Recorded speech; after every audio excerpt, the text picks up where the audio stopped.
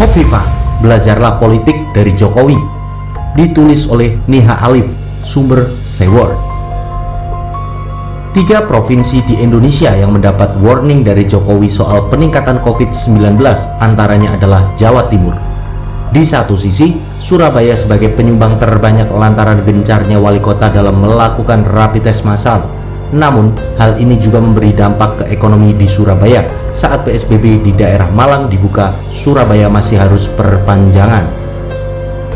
Segala kebijakan pasti ada plus minusnya, tapi saya yakin setelah kurva di Surabaya melandai, kasus corona akan cepat berakhir ketimbang daerah lain, meski imbas perekonomian akan sangat terasa. Dalam kasus ini, antara Hovifah dan Risma memiliki perbedaan pandangan. Hovifah menginginkan kasus di Surabaya bisa cepat teratasi sambil mengkritik kebijakan Risma. Memang di satu sisi ada beberapa kelemahan Risma. Masih banyak titik kerumunan di Surabaya, seperti di depan Gerahadi yang menjadi arena balap trek-trekan maupun di depan Gelora Bung Tomo.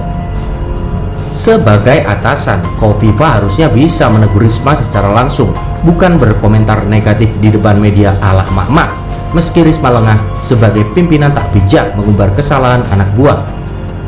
Hovifah harus bisa mencontoh gaya politik Jokowi yang tenang namun mematikan, bukan koar-koar ala emak-emak pasar. Lihatlah, meski Jokowi tak cocok dengan Anies, tapi ia enggan mengumbar kesalahannya di media. Jokowi malah turun membantu Anies mengatasi masalah di ibu kota. Meski Anies kerap menghujatnya di media, tak sedikit pun Jokowi terbesit untuk membalasnya. Jokowi tetap membantu penanganan banjir di ibu kota dengan menerjunkan Menteri Basuki untuk mengaktifkan pompa-pompa air. Jokowi juga menugaskan 3 kementerian untuk membantu DKI dalam memberi dana bansos bagi keluarga miskin. Itulah gaya politik Jokowi yang tak banyak bicara namun kerja nyata. Baginya, kesejahteraan rakyat DKI di atas segalanya. Meski dihantam Anies dengan medianya, Jokowi tak akan membalas yang imbasnya pasti ke warga DKI. Harusnya Hovifah juga berpikir seperti Jokowi.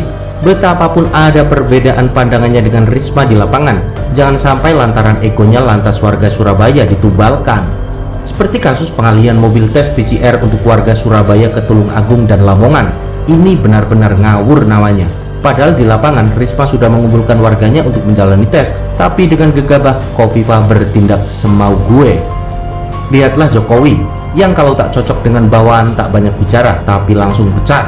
Publik dibuat bertanya-tanya dan akhirnya nanti ketahuan sendiri ketidakbecusan kerja dari sang menteri. Jokowi tak pernah mengumbar kesalahan si A, si B, dan seterusnya. Ini karena dia menyadari tanggung jawabnya sebagai pimpinan. Beda dengan Hovifah yang secara terang-terangan memojokkan Risma. Padahal kita tahu, Risma sendiri dalam masa peralihan. Saat ini adalah akhir dari masa jabatan. Harusnya Hovifah mendukung penuh langkahnya dan menegur kalau ada kesalahan, bukan bertindak seolah rival Risma di depan media, karena akhirnya rakyat yang akan menilai siapa yang terbaik dari keduanya. Kabarnya, Gus Dur sendiri mengatakan kalau Hovifah tak pantas duduk sebagai pemerintah daerah.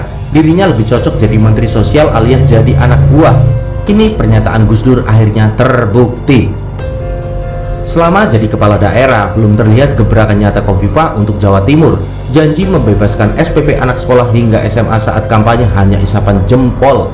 11-12 dengan program OKOC Anies Sandi yang menghilang di telan bumi.